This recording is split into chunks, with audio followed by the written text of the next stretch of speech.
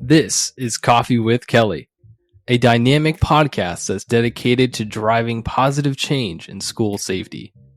I'm your host, Ethan Woodman, Product Marketing Specialist for Crisis Go, and I'm joined by my esteemed colleague, Kelly Moore, Senior School Safety Specialist for Crisis Go. Our mission is to empower you with essential knowledge, tools, and inspiration required to foster a safer and more secure school environment. We hope this podcast will be the catalyst for transformation in your schools. Join us as we continue to dive into the world of school safety. Good morning, Kelly. Morning, Ethan. How are you today? Doing all right. The heater starts coming back on now, so now I'm back to my nose being all stuffed up. So every time our heater comes on, it's like I get some weird allergic reaction or something. So I'm muscling through it. So if you see me like wipe my eyes or whatever, keep going. That's what it is. All right. Yeah. Promise I'll keep going. Unless you say something that makes me sad, then I'm wiping my eyes because you made me sad. It's not impacting me at all. No, wow, I know that. What do we got today? Well, we will start with the news article. So this news article, I believe, was kind of like a national thing, maybe. At least it was talked about nationally, because it was a pretty big deal, but for a relatively good reason as opposed to a bad reason. It's something that almost turned very bad. But as you like to say, there's the see something, say something, then there's the see something, do something, which is interesting because in this case it was kind of a little bit of both, I guess, right? You see something and you say something, but the saying something was really doing something. Doing something. Yeah. Basically, it was a gentleman that decided to be or about to be violent, and he actually live streamed him saying, "I'm going to go shoot up an airport." And I'm headed to the airport to shoot it up, I guess is what it said. Yep. Craziness. And I guess at some point pretty early on, actually one of his family members got wind of that information and, contacted the authorities. And so while that's happening, or somewhere very soon, I guess, he actually, in this article that you sent me, Kelly, they have a picture of the guy walking through the airport. And, we were talking and I'm like, I don't even see the gun on him. Is he just like hiding it or something? And you were telling me that he's actually in his probing stage. And his weapon was back out in his car. So it's like super interesting is that the time frame between his probing stage and like the breaching attack stage, or the bang stage, really wasn't that long a time. Sometimes we've talked about things where like this could be probing, but the time frame. There's a lot to unpack. There's a lot to unpack here, right? So the first deal is this was discovered and reported because of leakage. He's telling people, this is what I'm going to do. Classic leakage. I'm en route to do this. When we look at operationalizing the see something, say something, we can't just say something. We can't just say, oh, he's going to shoot. Somebody should go stop him. We need to make sure the right people, that's the doing something, that the right people are told what is about to happen, right? And other times doing it is taking physical action. So in this case, doing something was making that phone call to law enforcement, local law enforcement, who contacted, this happened in Atlanta, contacted the Atlanta Police Department and Atlanta Airport Police. They might be one and the same. I'm not 100% sure there. they passed on the information, description, and so forth, right? So that happened within 10 or 15 minutes of receiving the call, when they received the call to the time that they had the guy in custody. And you can see they have video. Obviously, he's in an airport. They have everything videoed in an airport. So they see it. They go and they contact him, take him into custody, and then they find out that he's not armed. And they go back to his truck and they find an AR-15 style weapon with, I think, 27 rounds of ammunition. From that perspective, we can clearly place him on the pathway to violence. And he's high up there because he is, as you said, he's probing. And when he's probing, what is he doing? He's reconnoitering, if I said that correctly, I've never heard of that word. seeing his pathway. He's trying to map out his pathway from his vehicle where the weapon is at. He's trying to see how many cops there are, how far he can get without identifying where law enforcement is. Because if he can't identify where law enforcement is, that means he has free access. And he's trying to see what his targets are doing. His targets are, I think it was at the baggage claim. If you look at the video, I think it's at the baggage Yep. claim. There was identified several people around. They're saying they saved 27 people because he had 27 rounds. But in our pre-production discussion, you said you can hit more than one person with a single round. Mm-hmm. Right. So it just depends on how they're positioned and where the shooting is occurring from. He's actually trying to map out his route and see the potential there, right? And then his intent was to go back to the vehicle, grab his weapon, and then come back in. So that's the difference between probing and breaching. They're the same level, but when you're probing, you're kind of looking around, planning, reconning, which is short for reconnoiter, is you're reconning the area to see where and how that attack is going to play out. But that probing is without a weapon. Breaching is now the attack has started and you have the weapon and you're moving into that same perimeter because your probing had been successful. A lot to unpack there. Of course, this is one of those things that has been touted. We don't hear enough about these because nothing bad happened. It was close. And It like you was real said, close. it was within walking distance of where his car was and where his targets were.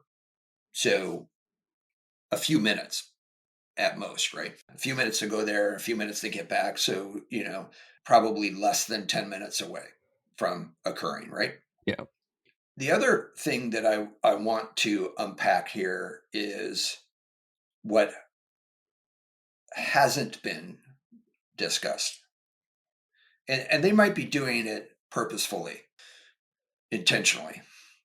And that is, we've talked about it at least a few times on this podcast previously. And that is, I want to say we touched on this recently within the last couple of Maybe. podcasts about where is the most dangerous area when you're talking about entering a school, entering an airport, entering a secured, going from transitioning from a non-secured area to a secured area, right? And we specifically brought the airport into it because people are familiar with this and it's not a school environment. And that's the area where you have to subject yourself to a security screening to get into the secured area. So in this case, TSA or the baggage area, all of those, before you get into TSA and you go into the terminals, all of that area is unsecured. So where people gather, choke points, those are where we're most vulnerable. And I brought this point up is so that people can start thinking about their own security. TSA is meant to secure air travel, not airports. Mm. Does that make sense? Makes sense to me. That we naturally think that they are one and the same. They're synonymous. As soon as you walk in the building, you're safe. It's like, You're nope. safe. Yep. You have TSA. Now, does TSA walk through and look for packages and things like that in the unsecured area? Sure, Yes. once they're notified of them. Well, not necessarily. They walk. You can see them walking together, No, well, especially in larger airports. You see them walking around. I guess maybe the smaller ones they don't. Yeah, the ones that have 2 flights a day might not. Where I'm located. but but I don't see anyone walking around my airport like that. I see them in the yeah, bigger ones, not in mine. because your airport, they're still doing this with the propeller. I have been on a prop plane. That was my first plane ride. I was on a prop plane. Horrible. I'm surprised I even got on a plane after that. When we're looking at the actual security, it's many steps down from once you go through TSA. So in those areas, the ticket counter where we see lots of lines, the lines into TSA, the baggage area where people are focused completely away from what's behind them. They're looking at the carousel. They're looking for their bag. They're completely focused because they don't realize that if they miss the bag, it's going to come back around. So they're not really aware of their surroundings, right? Those are vulnerable areas, and we need to start looking at those. Now you look at what we're seeing trends. I think last week I sent you an article about the number of shootings, school related shootings in Mississippi over a weekend, homecoming weekend. Oh yeah, that was terrible. They had 5 or 6, I forget the number because I'm getting older and older, but they had 5 or 6 separate shootings related to homecoming and homecoming weekend in the state of Mississippi. Why is that? Who knows? But I will tell you this, the vast majority of our schools don't secure homecoming, those dances. Mm. It's They the might secure the football game, but they're not thinking about a dance. no. And there's a lot of, and you, I've seen it, so I'm assuming that it's continuing. There's a lot of gathering outside in the parking lot, people waiting for their friends to come up. Then they have to go into the school or the venue because oftentimes homecoming has gotten to be such a big deal. They don't hold the, back in my day they would hold it in the gym or what have you. It wasn't held at a specific venue, concert venue or whatever you have it.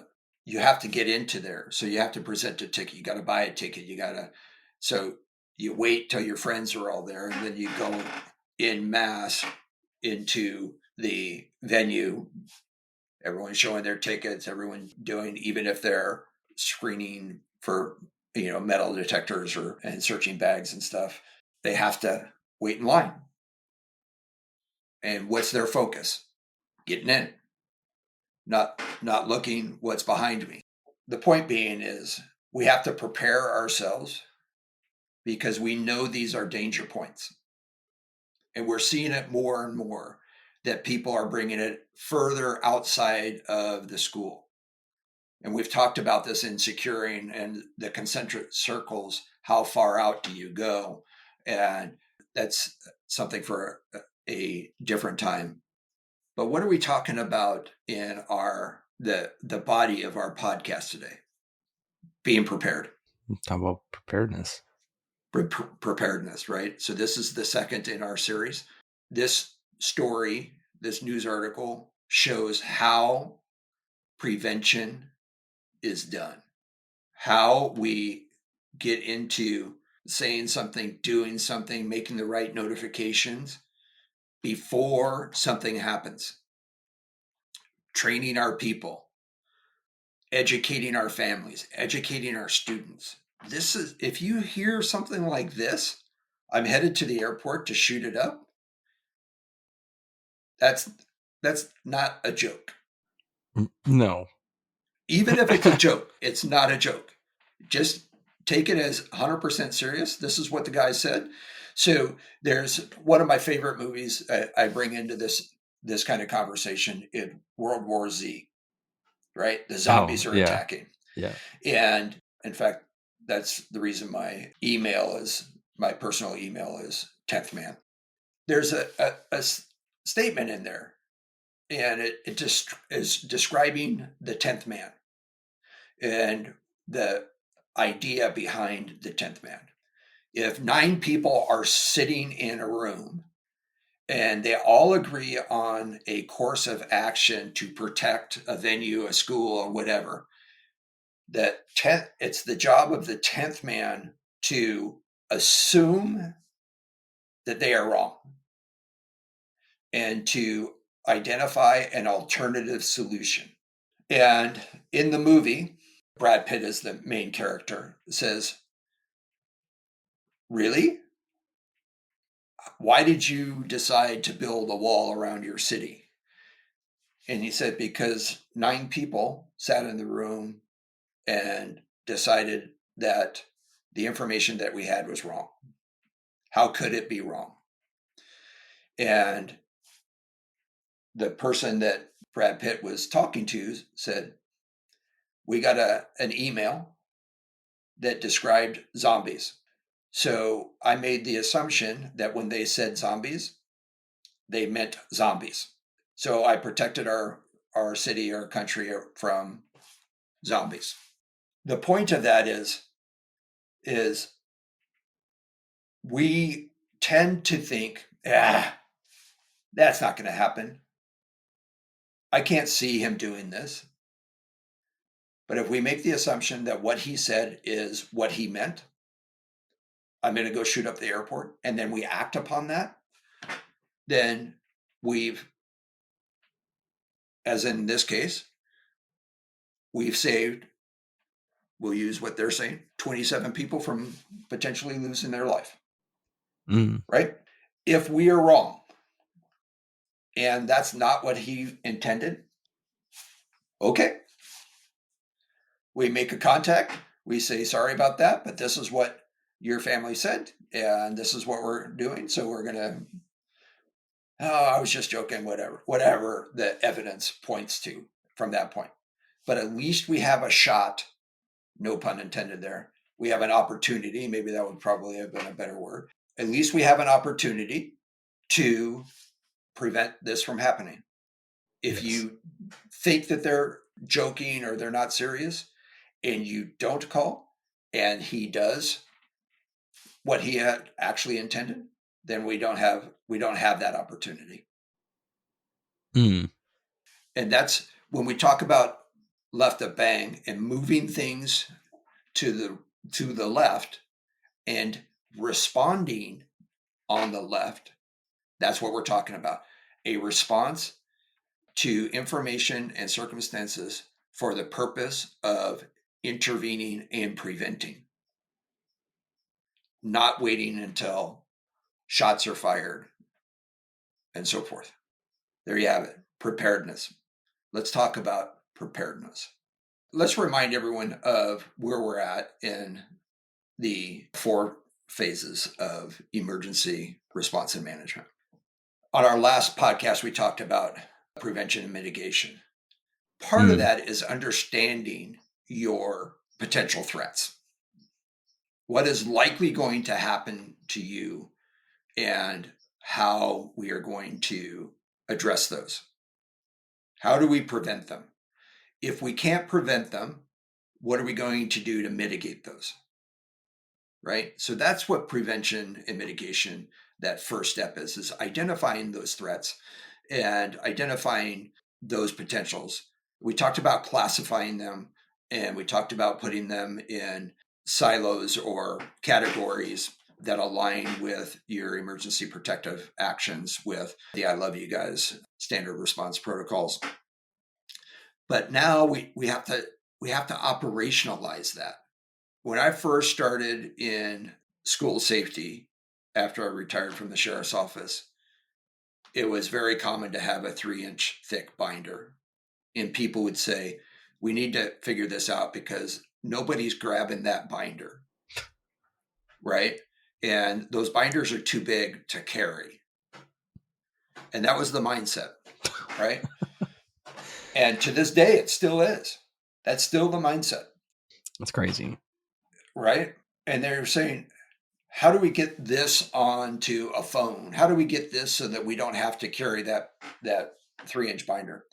They're looking at it, and we've talked about this. They're looking at this from the completely wrong perspective. It's not carrying the binder, it's understanding what's in it. To use the comparison in the education field, we don't teach people generally, especially in public education, we don't teach people to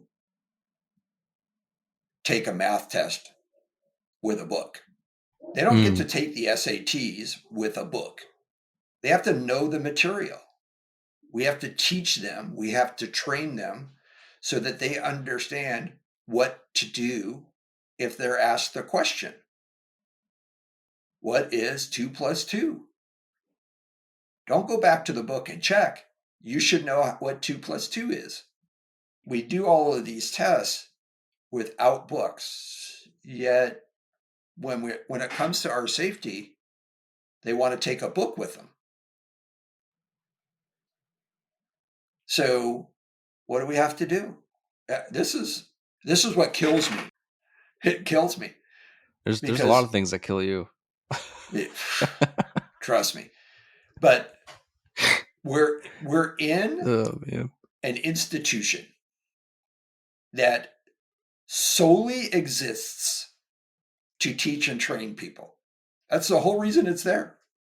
Teach and train. And when it comes to school safety, student safety, staff safety, they don't want to do it. Nope. Again, bringing it back to the school setting. That would be like me saying, you know what? I don't want to take algebra. I don't want to take biology. Yeah. Or at least you're like, hey, I need to have, all of my resources in front of me in order to take this test. I don't want to take this test unless I have all the stuff in front of me Well, not only that, that I can essentially cheat off of. well, that, or if I don't ever have to use it, you still have to graduate me. I don't need it because I don't have to use it. Mm. And if I get to the 12th grade and I didn't learn it and I didn't ever have to use it, you still have to graduate me. It seems ridiculous, right?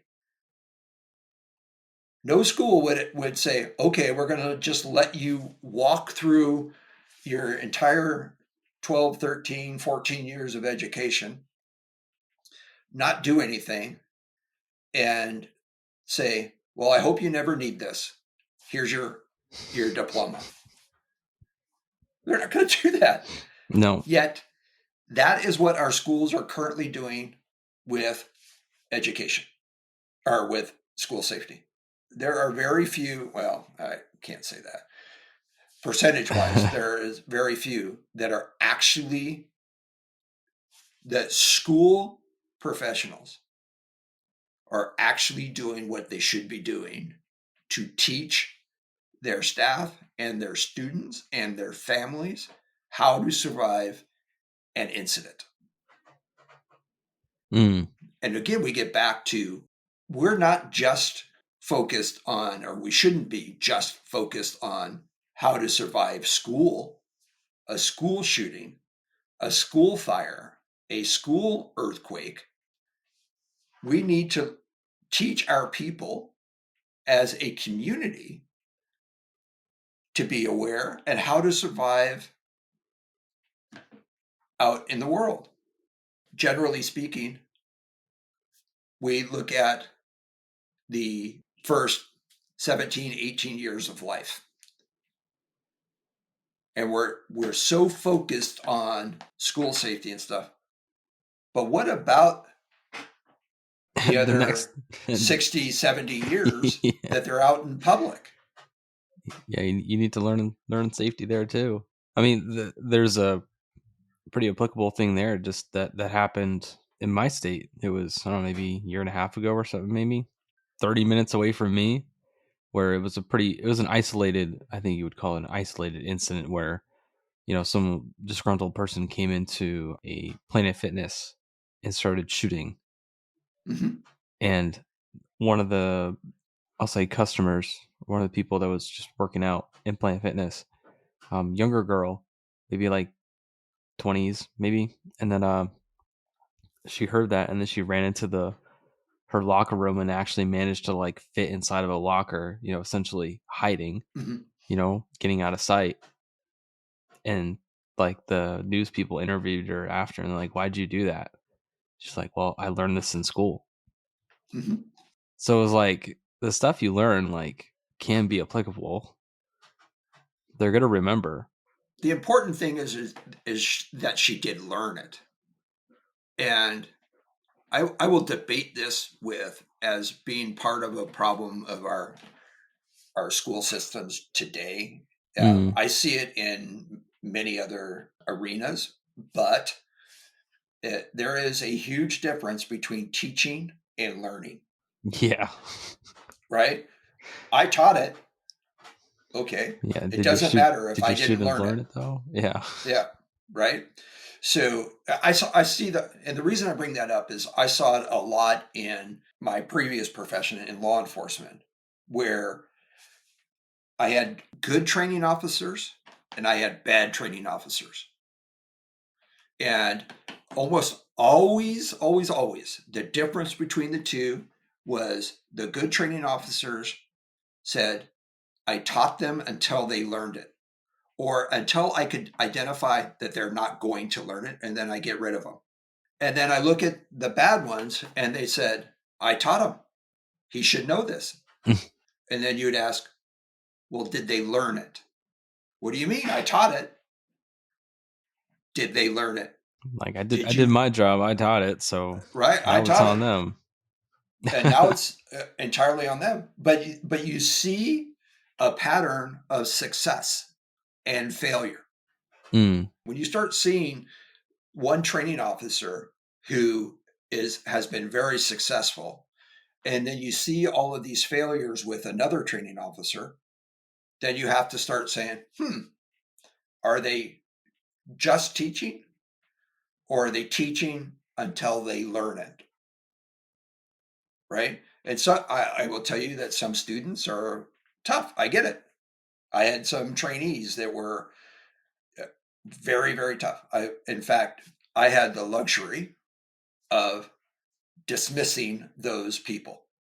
And I say that's a luxury. I didn't like firing them. I didn't like dismissing them. But we're talking about a critical function in society. And you want those people to be successful. And if they are not, then I have the luxury of getting rid of them. You don't have that luxury as a teacher. You have to teach them, but you have to make sure they learn. how do you make sure that someone actually learns? How do you figure that out? So you come up with a training program, right? Just like every other thing that you're teaching, you test, you show them, you have them demonstrate it, right? You demonstrate it. Here, this is what this math equation looks like. This is what this science looks like. This is what this looks like. You said two important words there was test and demonstrate. right? Yep. Which From my background, it was we taught them. So we explained what was expected. We showed them how to do it. So we demonstrated it to them. And then they demonstrated it back to us in a controlled environment. They, all of the skills and all of the knowledge, this is what it means. Okay. You'd have that discussion. And then at some point, they would be tested on it, evaluated. We call it an evaluation. We would evaluate them because now we're observing them. And from a field training perspective, at some point, we would release them to drive on their own. And then we would follow them to make sure that they're doing it right. So when they pulled a car over, the training officer would fall in behind them and they would observe and they would say, okay, maybe you should have approached from this side. Maybe you should have done this, just kind of touching that up a little bit, right? So, and refining that a little bit. It's no different in a school setting. But what does that look like? So at the beginning of the year, we are training everybody. We're training our new, there's initial training. We've talked about this, right? There's initial training. There's remedial training. There's refresher training and there's additional steps if you require it. And then you have to document. We have to document everything. Why is that? Why do you think that is? First, it's to show that you've done training, right? And say, hey, we did do this in case there's any bad thing that comes after you afterwards. It's like, no, we have trained this. It's not, we haven't ignored this. We've put in what we believe is, all the effort that we can into actually training. That'd be my first answer to that. Yeah. So you're absolutely right. We've done it. We've trained you. Not just to say that you've done it, you can actually prove it. That's right. You've documented that you've done it. And then we have drills, right? So we go through all that training. So the initial training is when you have a new system, a new process, a new something, you have a new employee, you have a current employee who has a new role and a new function, new responsibilities. What does that mean to them?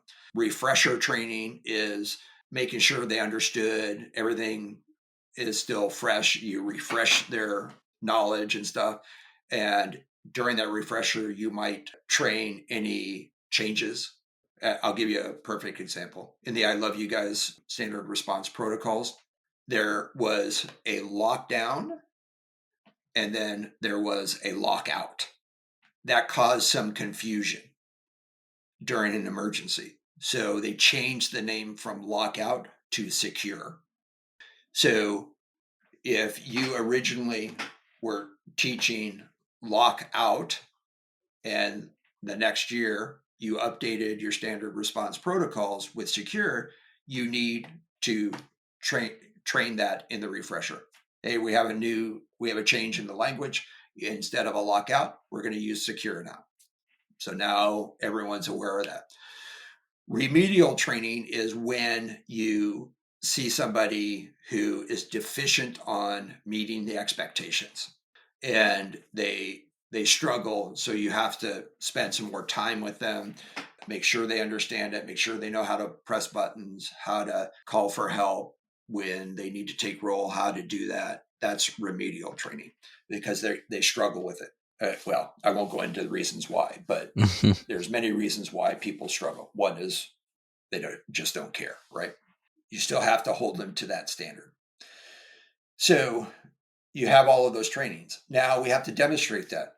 How do we demonstrate that in a school setting? I'll ask you that. By doing a drill. Doing a drill. Doing tabletop exercises. There you go. Doing full-scale exercises, right? How do we test them? That's an interesting question because the person who's testing would have to know what they should and shouldn't have done, right? Mm-hmm. Mm-hmm. So that person would have to know the differences between you're doing it with them, you're watching them You're watching them do it? Yeah, so there's two reasons to do drills and exercises. Yeah, one is to meet a mandate.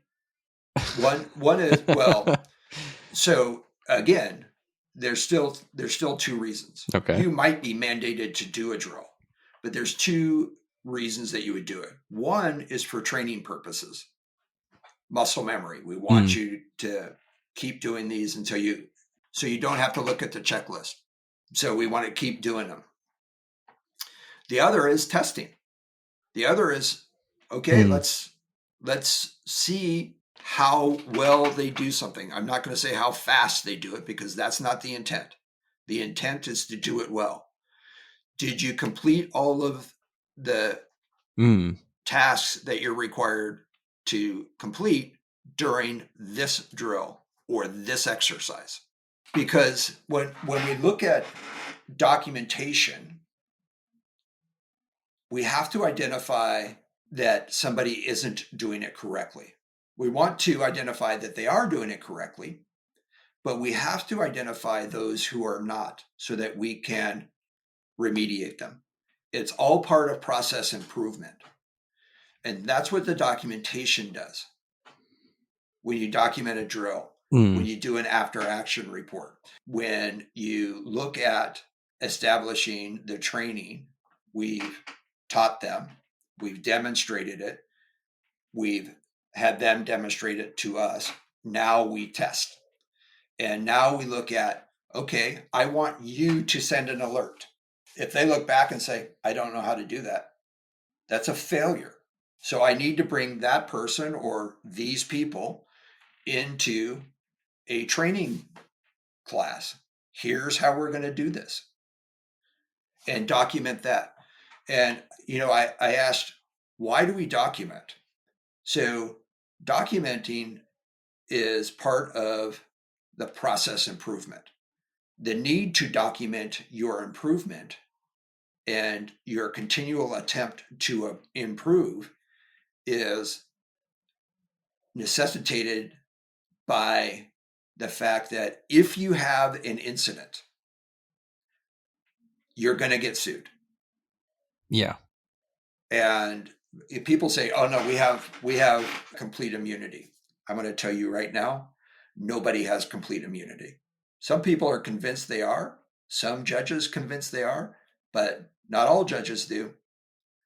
And because generally speaking, if there was negligence or you did something negligently, you knew something and you should have done it and you didn't do it, or you did the absolute wrong thing, you're going to get sued. I mean, we've seen it. $27 billion lawsuits, billion with a B, $100 million lawsuits with an M, 100 million. Very few districts can survive that. And oftentimes that's when the courts step in and say, okay, you're not going to. But then people are going after individuals. So I don't remember what the amount was, but we've talked a little bit about the shooting in Virginia with the sixth grader shot the kindergarten teacher, Hmm. or the 6-year-old shot. Yeah, and the teachers too. The teachers knew, the principals knew, all of these people knew, and they didn't act properly. If you sat down and studied the sequence of events, you would see that they didn't act appropriately, No. and it could have been prevented. She was recently cleared to proceed with her lawsuit. I don't know that the lawsuit has been finalized or has even gone to trial yet, but she cleared all of the hurdles, which means any immunity It's that gone was being now. claimed was gone. Yeah. So I know that there were some people who were removed from the lawsuit. Okay, but not everyone. No. I'm pretty sure that principal is still on there because he got like 3 separate Yeah, I'm notifications sure. of that. So Yeah, yeah, I'm sure. The point being is if you have zero documentation of what you are doing, it's easy for somebody to file a lawsuit and win a lawsuit. And oftentimes it'll never go to court because they're going to settle. Hmm. They're going to settle because they have no other choice. Yeah. There's almost no better action than documenting, no better action to protect your staff than documenting that you are doing your job as a safety director and as a district, that you are holding people accountable. Nobody expects you to be 100% successful. Nobody. But they want to know that you are doing everything you can and everything that you should and are required to do to protect your students and your staff. Would you say that drills are like the number one thing in preparation when it comes to schools? Well, define things, right? They're the I most mean, visible, right? yeah, I mean, you're talking about preparation, right? So then, like, I feel like drills are a huge part of that. So if Yep. you're doing drills and you're including all of the things that you can include in a drill, I mean, I feel like you're covering quite a bit. Is there something outside of a drill and like what you could include in a drill that would also be part of your preparation stage? So I don't know where you're getting at it, but the answer to that is yes. Okay. So oftentimes we break down an incident. Hmm. We do little pieces of an incident and we call it a drill, right? So let's say we are doing a lockdown drill. Lockdown, locks, lights, out of sight. So we go in and we look at everybody. They're on the floor. They're huddled in an area where we can't see them. The lights are off. They're being quiet. You can't see them when you look through the little window, those types of things. Everything that you're supposed to do in a lockdown. And then we call, okay, end of drill. The reality is an incident, even a short incident, is going to take, the shortest one I was involved with was an hour and a half. The shortest one. There was another one, there was 4 hours. And nothing happened. There was no shots being fired. There was no injuries. There was no fatalities. So there was no need to rescue people. There was no need to evacuate people, et cetera, right? So we don't drill an incident. So does that make sense? Like you So don't those, you don't drill a real incident. yeah, Yeah, well, yeah. people have an unrealistic expectation that we're going to lock them down for 5 minutes and that's going to be the end of it. Oh, There are are you so going many. back to what we talked about before about how we don't drill like an incident that could be 4 hours? We're only Yep, drilling for like however many, like 15 whatever minutes, maybe. right. Yeah. So And you what brought I'm up the whole saying bucket is, thing. so yeah, right. But what I'm saying Oh is man. we don't drill that. So No. there are things outside of the drill that we could do to be better prepared. Okay. That's what I'm getting at. That is what I'm getting at. So there are Like I things didn't know that, about the whole bucket thing. I feel like that would be a good preparation stage thing. Very weird to talk about, but realistic. that's part of having these discussions and outside of the drill. What does an incident actually look like?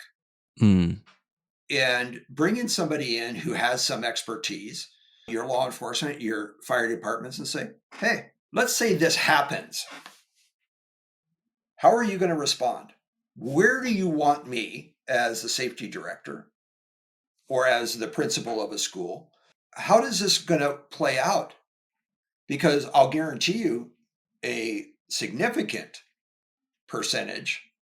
And when I say significant, I'm talking in the 80, 90% of principals out there believe that they're pressing a button. And as soon as law enforcement comes, the incident's theirs. That's what we have the cops for. That's what we have the fire department for. But if you talk to law enforcement and you talk to the fire department, they're going to say, yeah, we're in charge of the assailant, the attacker, law Mhm. enforcement, crime scene. Fire department's going to come in and say, we're responsible for the injuries. Law enforcement, crime scene, fatalities. What about all the other kids that weren't injured or killed? Yeah, What about them? all the kids that are traumatized and Yeah, how are you going to get them back to their parents? When do you look to reunify them? What does that look like? Because I still to this day talk to people and I say, if you think you are going to reunify from your site, there's probably less than a 10% chance. It happens. And if that's all you have, that's all you have. But generally speaking, that's not going to happen. no. There's too much stuff going on at the site of the incident to allow for this other huge operation to take place while they're still clearing the building, while they're still dealing with injuries and fatalities and crime scenes and all of this other stuff. And generally speaking, we're still looking for this always present, never found second assailant. There's all kinds of things that are just happening that are really going to prohibit a reunification on site. Even if you do it, it's going to become very cumbersome and very difficult to manage. So, understanding what's going to happen. And that's what we're talking about. How do you do that? Tabletop exercises. We always talk, we talk about this. I know we talk about it more outside of the podcast realm than we do inside, is that of all of the tasks that are required to be completed during any significant event, our teachers, our staff are only responsible for 5-10% of those tasks. Some of them are huge, making sure your kids, the kids in your custody, are safe and accounted for, right? Communicating with the safety teams, law enforcement, those types of things. But there is only about 5% of our staff that are now responsible for the other 85-95% of what needs to occur. And that's managing the incident, making decisions on when and where we're going to reunify.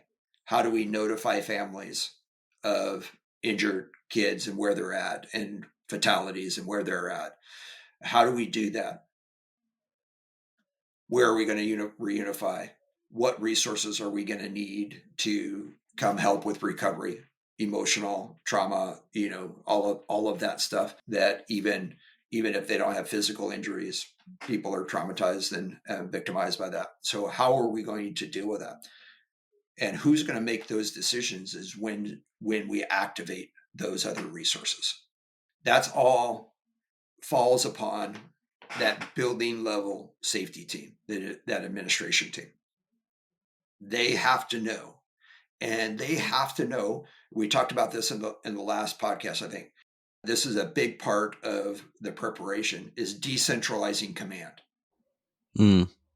And making sure that we are training our people, the majority of our people, that 90-95% of our staff, that they know exactly what to do in their 5-10% tasks, so that I don't have to. It should be almost automatic. Lockdown. Check for the status of all of the kids in your room. Do they need medical attention? That kind of, any injuries, any fatalities. Account for our kids, right? Make notifications as to your status to your staff, to your team. Those things should be, I shouldn't have to say, okay, can you take roll now? That should be done. That should be almost automatic. That way, when I need to know as an incident commander. I look over and it says, what's the status of our students? That's already done. Mm. Now I can look over to the fire guys and say, hey, this is our casualty list. These are the injuries. These are the locations of where they're at. We need people to get to them quickly, and we remove them. Well, the fire guys are going to say, well, this is still hot. They're going to look at the cops and say, we need these. These are our priorities, right? What are our 3 objectives Stop the in any killing, incident? stop the killing, stop the dying, start the recovery. That's right. So, in that order, right? And if we've stopped the killing, now we have to prioritize getting those people who need medical attention, get them medical attention. Mm-hmm. We need to prioritize that. And so as soon as you can, we need to know, the staff needs to, or the building administrators need to know the status. I shouldn't have to say, hey, anyone have any injuries? They should be, okay, I have 22 kids. I have 3 that have minor injuries, 2 that have moderate to major injuries. And I'm in room 202. So now I know they have a priority. Not only that, they were close to the incident. Whatever that incident was, they were close to it. So now I know kind of where that incident is, right? So this is all part of that decentralizing. Let them, but you have to train them. Mm-hmm. You have to train them so that they know what to do. And that's all part of that. And I'll probably wrap it up with this. Preparation is more than just saying you need to do this, this, and this. Preparation is training so they understand why they have to do it. Preparation is understanding the entire incident. If you look at our timelines, I put preparation and response. They start on the left side. Preparation is almost entirely on the left side. In fact, it is. Because once something happens, you no longer have time to prepare. By definition, you're in response to. We have an undetermined amount of time to prepare, but it's determined by this unknown incident. And we go into my marathon story. The marathon itself doesn't care how long or how well you were trained. But the day that you have to run the marathon will determine your success. It'll Mm. determine how much you did train, how well your training was, because that training will determine, that training and the quality of that training will determine how much you suffer during the race. And how much you suffer after the race. Right? Yep. Yep. And, I told you of my buddy who said, well, do I really have to do the long runs? Dude, it's going to hurt. Marathon pounding for 26 miles, there's very few people who don't feel that. How well you train will determine how much and how long you suffer. It's up to you, right? And understanding what the race is, whether it's a flat course, hilly course, muddy course, all play a factor on that race. And it doesn't care whether or not you trained for it. When it's time to run, it's time to run. And I don't think I can illustrate it much better than that. I mean, if you wanted to take it into the football realm, which more people are probably concerned about, are aware of, familiar with, I should say, and this kills me. We spend more time and effort and money on weekly football games than we do on our safety. But when we look at preparing our kids for the rivalry game coming up, we focus on that. The football game that comes Friday night doesn't care whether or not you went to practice. It doesn't care. It'll determine whether or not you went to practice and how well you prepared by the score. It'll show very succinctly what and how well you prepared. People lose their jobs by not doing that correctly. I don't know of many people who have lost their jobs as educators because they didn't train for safety. If you enjoyed today's episode, please like, subscribe, and hit that notification bell. And if you have any questions about what we discussed, leave a comment on our website at crisisgo.com. Thank you for joining us today, and we'll see you next time on Coffee with Kelly, a discussion on school safety.